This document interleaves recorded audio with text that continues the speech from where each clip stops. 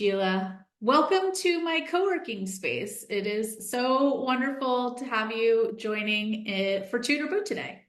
Thank you. I'm super excited to be here.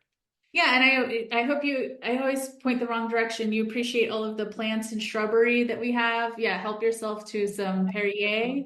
Uh-huh. Um, and for those who haven't watched Tutor Boot before, we're going to talk about some articles that we've seen in the news lately. We're going to toot the ones that we like, and we're going to boot the ones that we don't like. And sometimes it gets a little bit more complicated than that, but that's basically what we've got. And we're starting off with one that kind of was a bit of a doozy on LinkedIn this week. So human resources is making you miserable. What did you think, Sheila? Well, you know, it's kind of a tough one because it's like I should say, well, I will say boot. I mean, obviously boot, but it's kind of like I was talking to somebody else the other day, and I said I think it should be retitled to HR is miserable too. I mean, Yeah. like it's not. It's not just you. It's all of us. We're all miserable in this environment. And I was so happy when I read through the article and I got to the end, and the last kind of vignette was one of my former Zoomy coworkers. And it was just like, you tell it, girl. That is exactly right. And it's just amazing to me how people view HR after all this time. I mean, it's been 100 years at least where we've kind of had official personnel or HR or whatever you want to call it, and still it's like you're the police, you are the bearer of bad news, you're whatever. And you know for all every interview I've ever been has we've talked about, as I go into a new job, like, how do you feel about the role? And I'm like, well, I'm here to be a balance between the company and the employee, and I need to make sure that we're doing the right thing for the company, but also for the employee. And I think the employees often think that they're like, we're just out to get them. Yeah. And it's so not true. So I really feel like this was not a very fair article. I mean, it would be nice to hear from HR people who are maybe a little more in tune with what the overall sentiment is, and can talk a little bit about why it's the way it is now. So, Yeah, I mean, this one was an interesting one for me because I read it and I was like, yeah, to your point, like, yeah, I get what they're saying. Like, it is exhausting. I mean, I'm in a lot of HR communities. I get on mentor hours and, with other HR people, and people are looking haggard. You know what I mean?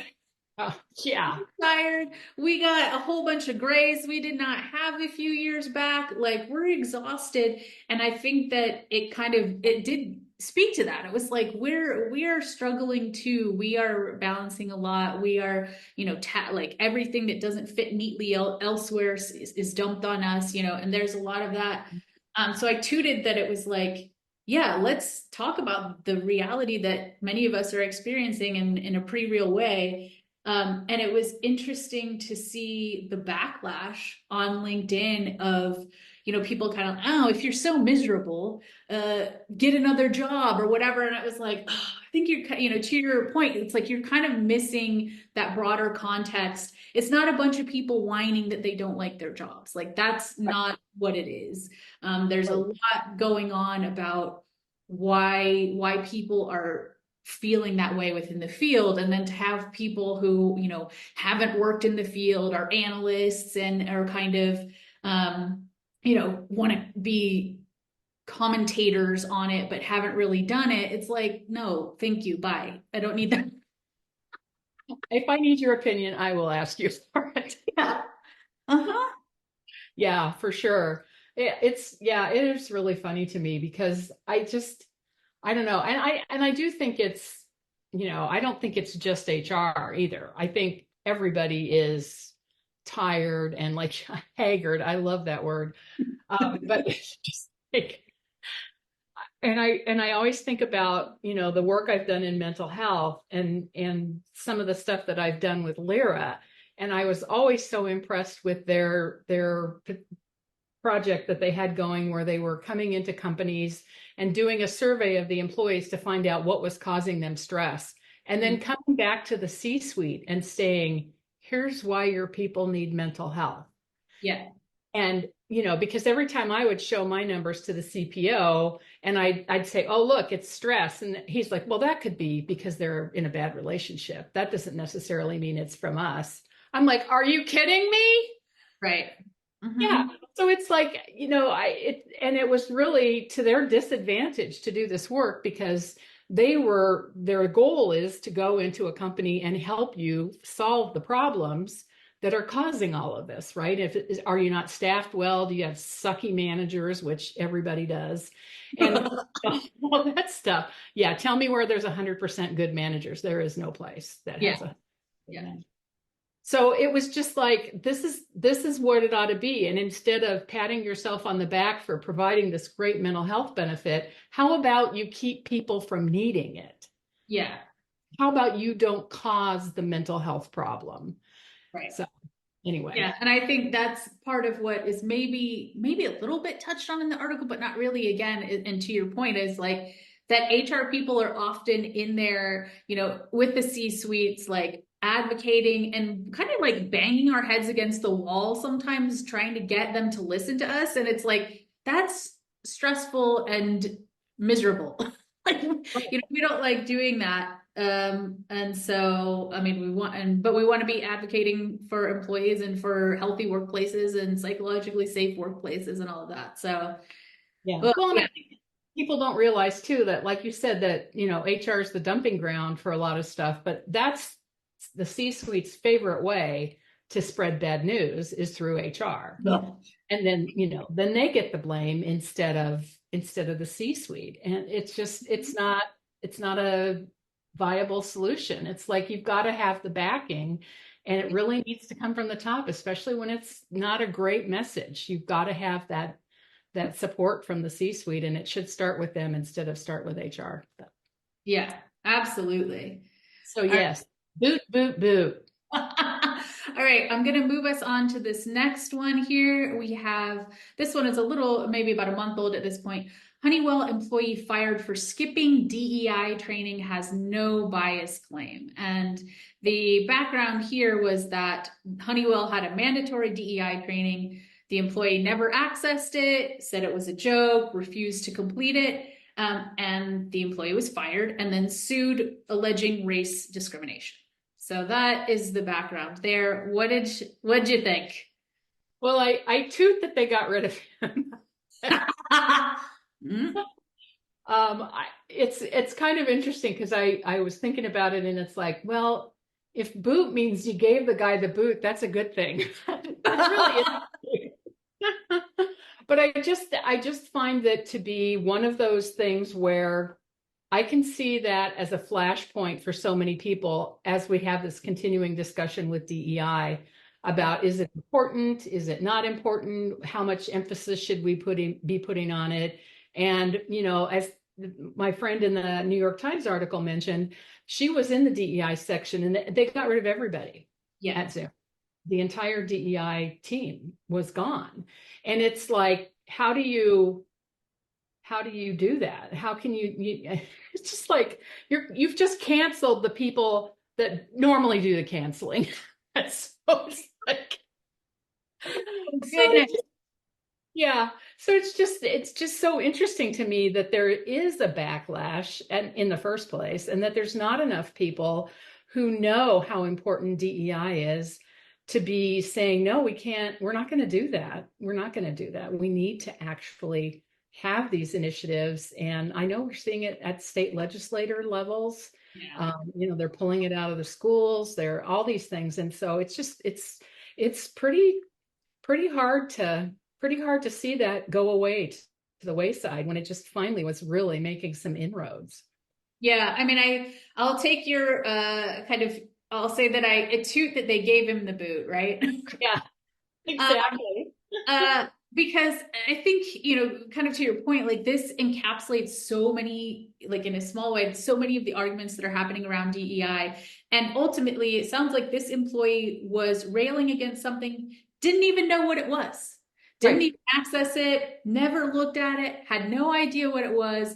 And like that kind of captures it to me in a way of like that there is this kind of pushback and reactionary thing to it, and people are railing against it. They don't even know what they're railing against, right? And if you call it, a lot of times you'll see these things where they're like, okay, well, we're not going to call it DEI, but we're going to explain what it is, and then people are very favorable about it, right? Like, oh, okay, yeah, I think that's great. You call it DEI, and then it's a whole other thing that people are reacting against. And it's like, this to me was exactly that. It's like this person railing against a thing, no idea what it is.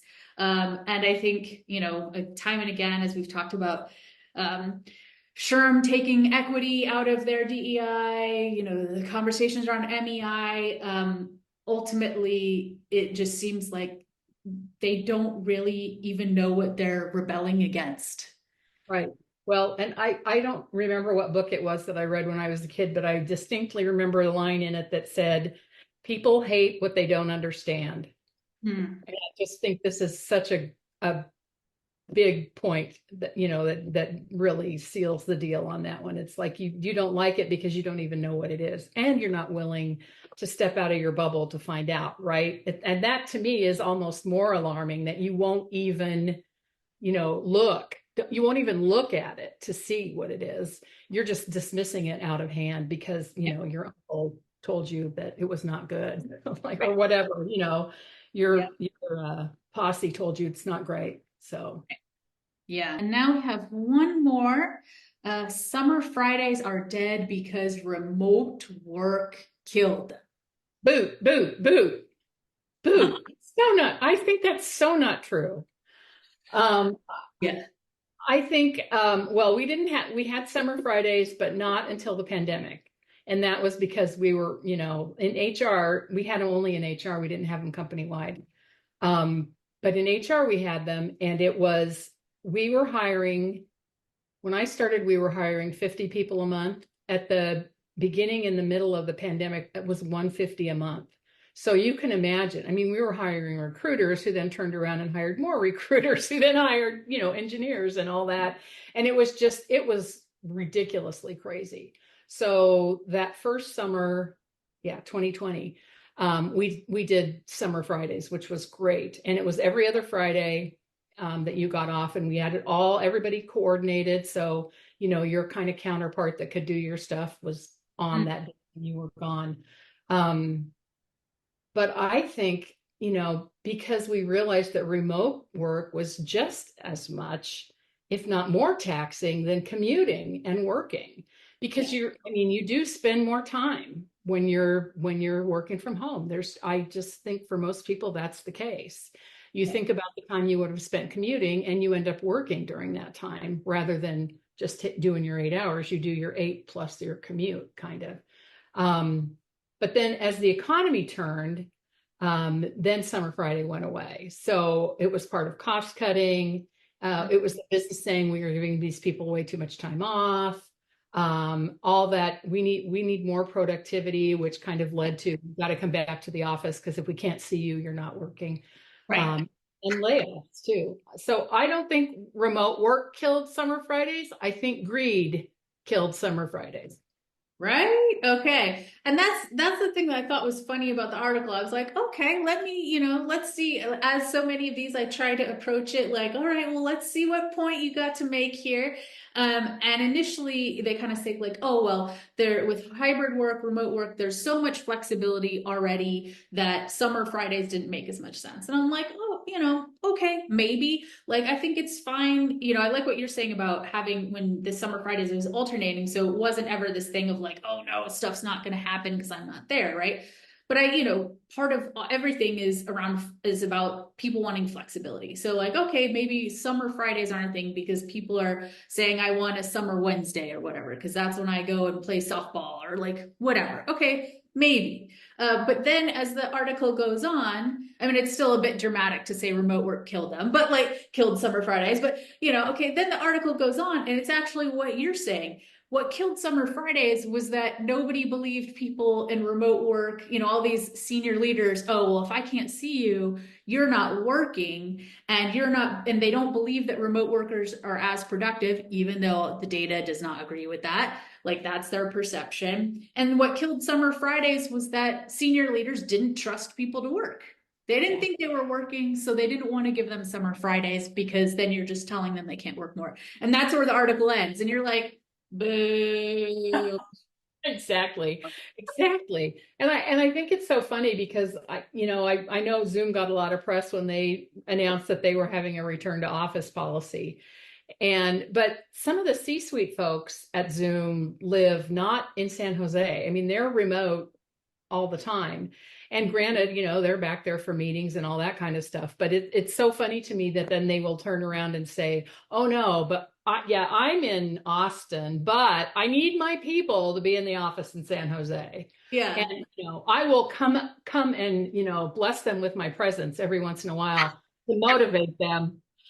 But I can't be bothered to be there every day. So I just, to me, it just doesn't make any sense. And I'm sure that's the way it is in a lot of the companies that have RTO policies, because, a lot of those folks smart enough to move to some place where they aren't paying taxes, or where the weather's better, or whatever, their family's there. And now they're like, oh, yeah, I'm not coming back. But, Yeah. all my people need to come back. Yeah. Yeah. Yeah, I know. And to your point earlier, it really is around that managers aren't necessarily good at managing people and don't know how to manage productivity. So it is the very butts in seats management style. So, which is, I don't know, a whole other conversation for another day. Yeah. Oh my gosh. Yeah, we could talk about that for about 2 days, probably. All right. Well, those are our articles for today. I thank you so much for joining me in my co-working space today and tooting or booting some things with me. Of course. Happy to. Super fun. Thanks for listening to another episode of Toot or Boot. You can keep in touch with me, Stacy, on LinkedIn, and be sure to subscribe to our newsletter at tootorboot.com. And if you're enjoying Toot or Boot, we'd appreciate your positive review on your favorite podcast platform.